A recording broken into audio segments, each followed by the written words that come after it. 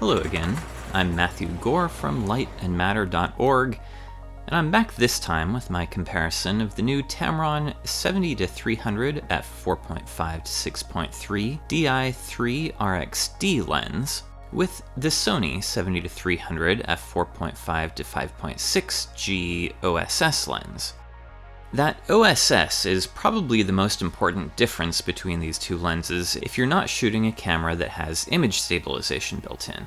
The Tamron lens is not stabilized, but all of Sony's recent full-frame cameras are, so it's not such a big deal. But if you're shooting an APS-C camera, like the Sony a6100 or 6400, this is a serious consideration. Otherwise, both lenses have general weather sealing. The Tamron is a little narrower and uses 67mm filter threads like all of the other Tamron E-mount lenses, while the Sony uses 72mm. The Tamron is nice and light at 1.2 pounds, and while it is slightly longer than the Sony lens is quite a bit heavier. In fact, the Tamron is only about 60% of its weight. The Sony does have manual controls on its side, including the standard AF lock button and 3 switches: a manual focus switch, a focus limit switch, and a stabilization on-off switch. The zoom rings on both lenses turn the same direction to zoom, and when they're fully zoomed to 300mm, both lenses are the same length. But only one tube extends on the Tamron, but a pair of telescopic tubes extend on the Sony, for whatever that's worth. Now, before we move on to image quality, I thought I'd mention that I'm going to announce the winner of that Moment rugged camera sling later in this video, so if you entered, stick around for that. Anyway, I've tested these lenses using my standard methodology, shooting with a Sony a7R III. This video was produced in 4K, so if you're not watching it full screen on a 4K monitor, I'd recommend going to the review on my website for some images in which the differences are more likely to be visible. So starting at the 70mm end at f4.5 in the center of the frame, and looking very closely at both sides here, there's just no practical difference in resolution, and they're both very sharp. Stop down to f5.6, they remain equally sharp, and at f8, they both sharpen up a little bit, and I think this is the first place I'd be confident in saying that the Tamron is resolving a little more detail, looking at some of these rooftop details and the window panes. But even here, it's about the minimum difference that I'd call a difference at all. And they look exactly the same at f11. Moving away from the center a bit, and looking at the detail on the top of the Space Needle, and also on top of the Columbia Tower here, it looks as though the Tamron is actually visibly sharper than the Sony lens at f4.5. It's still the kind of difference that you'd only see at 100% zoom on a high megapixel camera like this, but it's there. At 5.6, they both get sharper, and the Sony catches up a bit, but the Tamron is still looking a bit better. And the same thing is true at f8 and at f11. And out at the edge of the frame, we see the same pattern again. The Tamron is significantly sharper than the Sony at f4.5, and as we stop down to f5.6,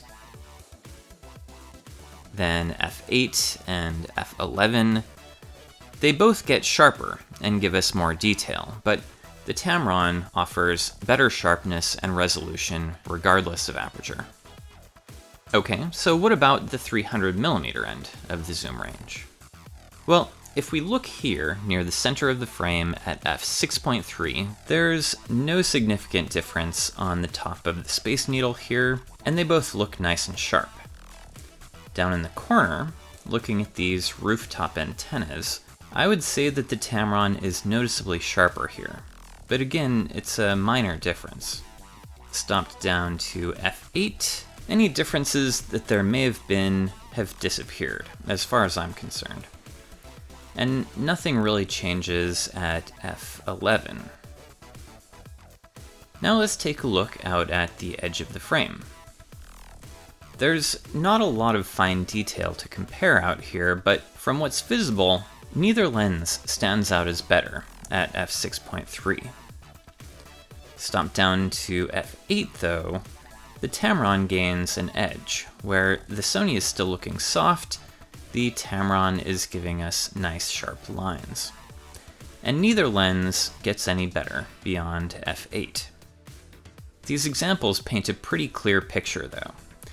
Both lenses are nice and sharp, but where they're different, it's the Tamron that provides more detail. So although I don't think of the 70-300 as a typical lens for shooting landscapes, these are both sharp enough that if you wanted to, you probably could. So what are typical uses for a 70-300mm lens? In my experience, they're popular lenses with people who want to shoot outdoor sports, and they're also handy for shooting wildlife that isn't too timid. So I thought I'd give these lenses a try doing both. But it's winter here, and there's a pandemic on, so again, no team sports. So I took the opportunity to head up to Stevens Pass to photograph some skiers and snowboarders. In general, I'd say that neither of these lenses gave me the top-notch performance that I'd expect from a professional quality sports lens, but they still both did pretty well. The Sony Lens was as solid and reliable as I would have expected, and I got some series of shots that were great. Each shot was sharp from start to finish. At the same time, there were still some sequences where the lens just never managed to pull focus at all for some reason.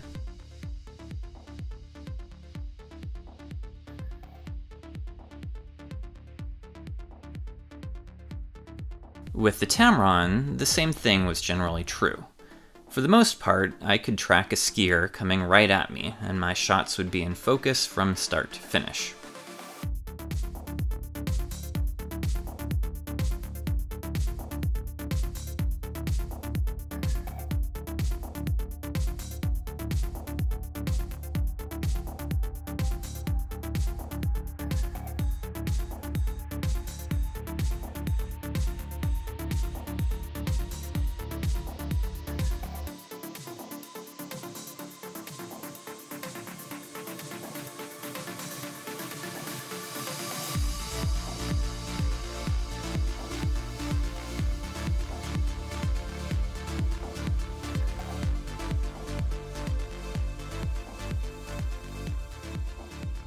With the goggles and scarves that these people were wearing, my camera's face detection didn't usually register anything, so frequently the focus is just a little bit off, maybe on an arm or a shoulder, but they're certainly usable. Keep in mind that autofocus is dependent on the camera, and the A7R III that I was using is not a sports-oriented camera, so you may get better results with another body. In any case, neither one was perfect, but the Sony and Tamron were both equally good, and certainly perfectly usable for general sports shooting.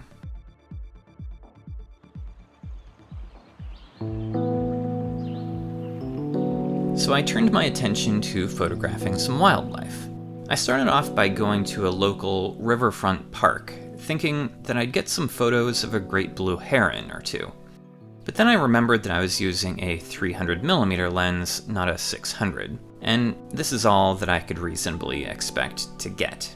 So instead, I went to Lake Washington, and I found some ducks, and a seagull. And there's nothing unexpected here. The ducks weren't too timid, so a 300mm lens let me capture plenty of detail. I actually spent most of my time shooting with the Sony, before I remembered that I needed to switch lenses, and then I shot a bit with the Tamron. Again, nothing crazy. There are ducks, and both lenses worked well.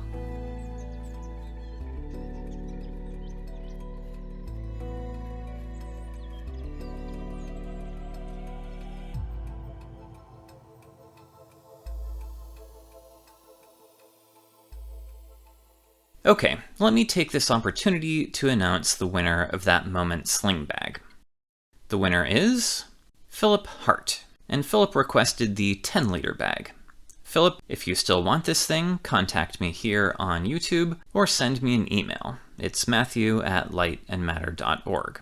Anyway, I also did some general shooting with the Tamron 70-300mm, at least as much as the occasional COVID lockdowns allowed. This is the view from my bedroom window.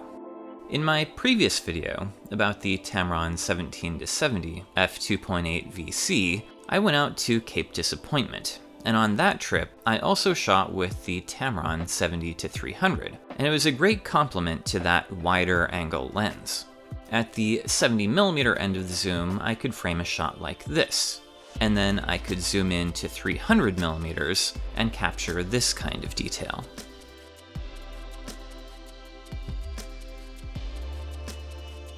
Here, at the Cape Disappointment Lighthouse, I was able to zoom in just enough to capture the detail in the waves and compress the background mountains into the frame a little bit, or I could zoom in further to capture the surfers who were out in the icy water that day. Back at the North Head Lighthouse, I tried to keep shooting with the 70-300mm lens as the sun set, but this is where I started running into the limitations of the lens's relatively small maximum aperture. While I was able to shoot with the f2.8 lens well after the sunset and could even capture stars in the sky while hand-holding the camera, even with my camera's image stabilization on, the 70-300mm lens quickly started giving me soft images, and I had to bump up the ISO a few times as I continued. Of course, it's much harder to hand-hold a 300mm lens than a wide-angle lens, too, and I started shooting closer to the 70mm end to get better results. But eventually, I wasn't willing to boost the ISO any higher, and the images just got so soft that I had to give up on that lens for the night. So where does that leave us? Well, of course, the Sony is the only one of these lenses that has image stabilization. The Sony also has a larger maximum aperture at 300mm, although it's only a difference of a third of an f-stop. It's still a significant difference. But as a result of those two factors, the Tamron is dramatically lighter than the Sony, about 40% lighter. Both lenses have great resolution, but the newer Tamron lens has a slight advantage at both ends of the zoom, especially towards the edge of the frame. And they both have pretty good autofocus performance. Neither one stood out as significantly better than the other to me. The Tamron has a minimalist design, while the Sony gives you more manual buttons and switches. And then there's the price. The Sony costs nearly $1,200, while the Tamron is under $500. That is quite a difference. If your camera doesn't have image stabilization built in, I would strongly consider getting the Sony Lens. Stabilization will make a bigger difference than any of the other factors discussed in this video. However, if your camera does have stabilization, then the Tamron's superior resolution and lightweight build more than make up for the third stop of light that it gives up at the 300mm end of the zoom range. Given the fact that the Sony Lens costs more than twice as much as the Tamron, this will probably be an easy decision for most photographers. If you like these reviews, I hope you'll subscribe to my channel here so you won't miss future videos, but either way, it's a big help if you'll click that like icon on this one. And that's it. Stay safe out there, everyone.